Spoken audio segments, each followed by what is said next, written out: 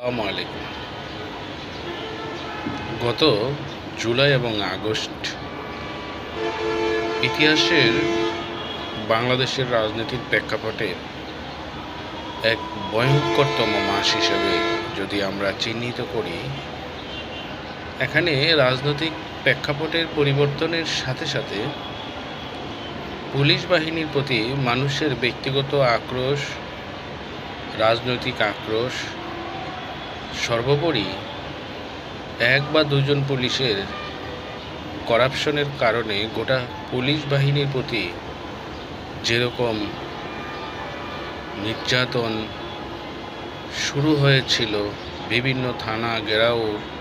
জ্বালাও পোড়াও এবং থানার মালামাল লুটপাট করা হয়েছিল, এতে অনেক পুলিশ, বিশেষ করে যারা কোনোদিন কোনো অপরাধ